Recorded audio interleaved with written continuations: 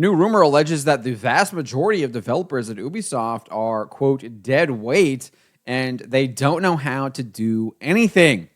Roll this up over at fandompulse.com. You can find the link in the description below. I encourage you to head on over, become a paid subscriber so you get stories like this every single day. We cover video games, movies, comics, tabletop gaming, novels, etc. We are your home for pop culture, and it costs just $5 a month to support us, and we are fully reader funded.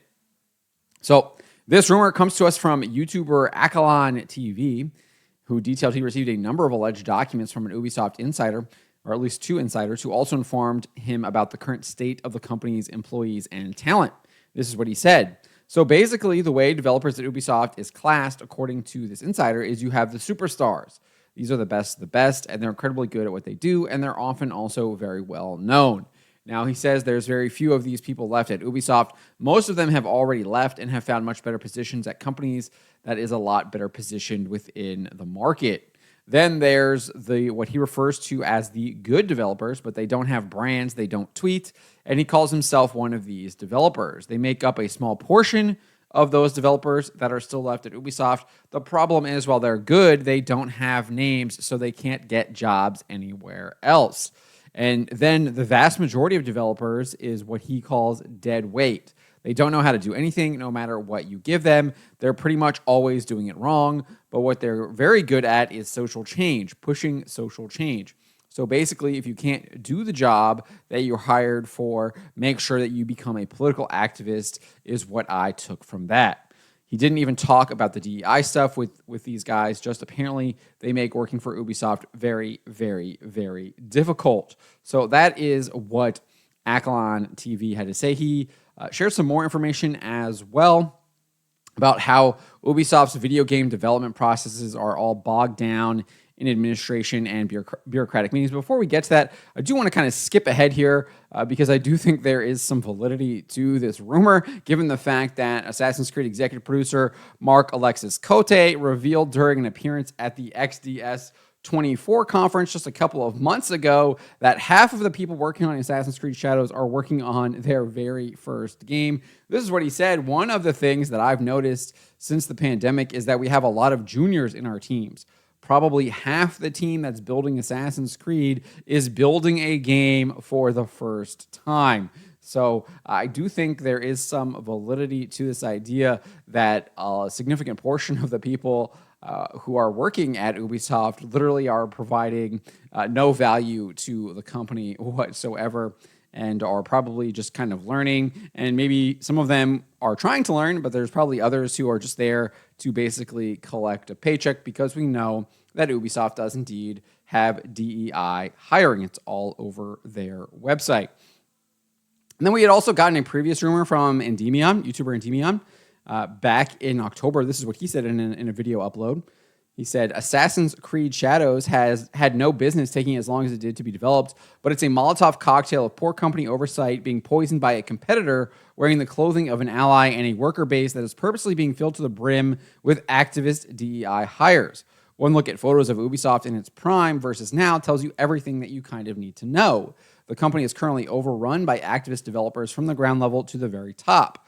I already reported on how Ubisoft has a terrible work atmosphere, and a lot of the most important tasks within the company are being handled by outsourced contractors mostly.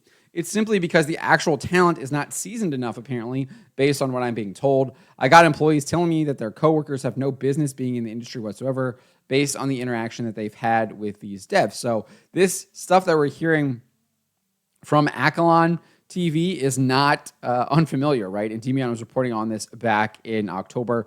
Unclear if it is from the same source that gave this information to Endymion back in October and is now giving this to Akalon. But clearly, there are at least one person at Ubisoft is giving this information to multiple YouTubers. Now, obviously, there's 18,000 Ubisoft employees across the globe. So probably odds are that it's multiple employees, multiple people, probably different sources contacting both of these guys, which I think adds to the validity again of Akalon's information.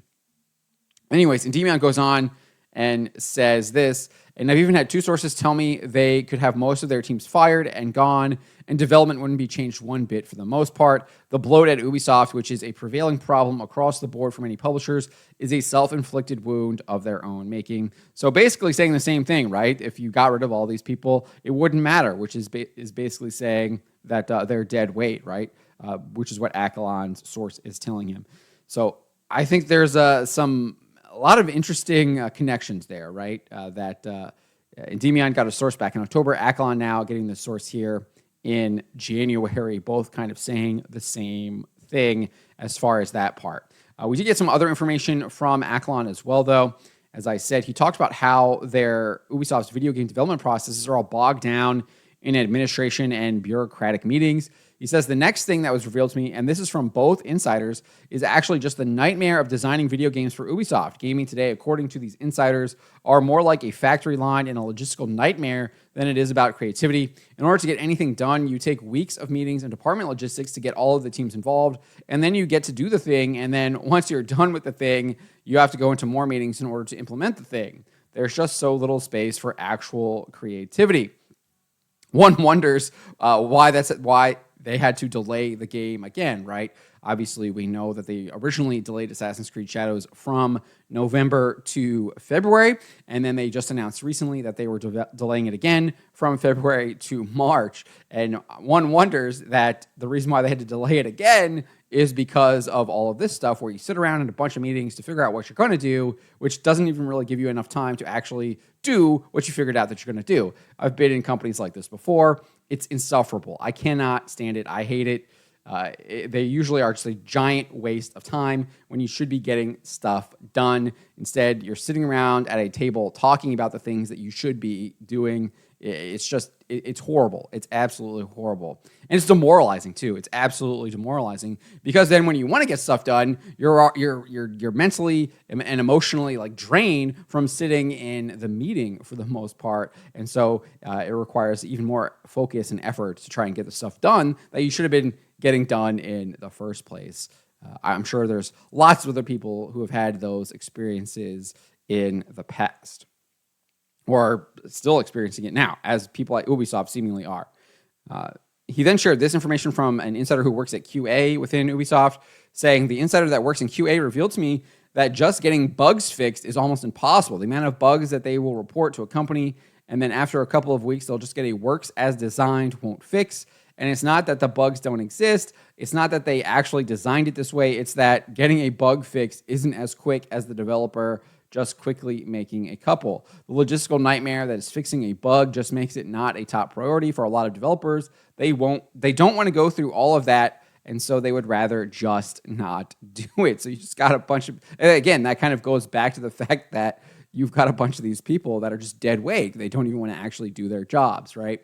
And I'm sure we've all been around people that didn't want to do that in our previous works or our current previous works. So this is the state of Ubisoft. It does not look good. And I think, as Endymion said, it's all self-inflicted. They basically institutionalized all this. They brought all of these people in. They thought that they could do no wrong. And they very quickly have realized now over the past year that they can do a whole lot wrong. And they are killing their company. And we'll see if they survive. I don't think this Assassin's Creed Shadows game is going to do well, despite CEO Yves Guillemot constantly saying, oh, we have such great positive community reaction and positive community support. Well, we know how that turned out because you were saying the same thing about Star Wars Outlaws. What did we find out after Star Wars Outlaws release? Sales were soft and were below expectations. No one is even playing the game anymore. I think the last I saw over on Steam was like 900 peak concurrent in the last 24 hours. You look at Twitch stats, no one is streaming the game. No one is watching people stream the game. It's completely flat. No one is buying that game anymore, and it's definitely not having any real kind of significant long-term sales. No, I mean, we're not even long-term, right? The game came out in August, and I'm talking about long-term being January. I mean, it's a joke, right? So I think Assassin's Creed Shadows is going to turn out very similar to Star Wars Outlaws, and Ubisoft has no one to blame but themselves. The biggest thing they could change if they actually wanted to get gamers back into this is literally cut Yasuke from the game, implement a male Japanese character, as they have done with all of their other Assassin's Creed games, actually have characters from the areas where the games are set. Easy fix, but doubt Ubisoft is going to do that, given other comments that this guy, Mark Alexis Cote, has made in the past, whether it be with his interview at the New York Times, where he's basically doubling down on the DEI agenda and talking about how he was mentally broken by Elon Musk when he posted DEI kills art when he did an interview with former Kotaku writer Stephen Totilo over at his new outlet GameFile. But let me know what you guys make of this. Let me know in the comments below. Remember to always be charitable, especially to each other, and to always, always speak the truth.